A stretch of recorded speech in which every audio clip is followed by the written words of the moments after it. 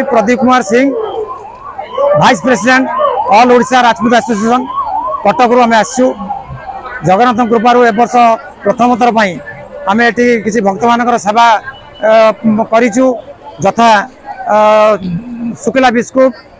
पानी मोहन भोग ता छड़ा किसी पगुड़ी व्यवस्था करूँ जोटा कि ऐतिह्य संपन्न आम पगुड़ी हूँ आम ऐतिह्य परंपरा तेणु एति सेवा आम करूँ लोक समय जाओ आम भक्त मैंने बहुत आनंदर सह ग्रहण कर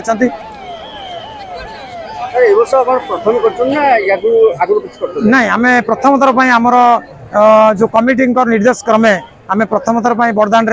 महाप्रभु सेवार लगिचु ये पुराना अनुष्ठान 56 वर्ष है ये अनुष्ठान बहुत पुराना अनुष्ठान ओडिशा वर्ष बहुत आनंद लगुच अपार आनंद लगुच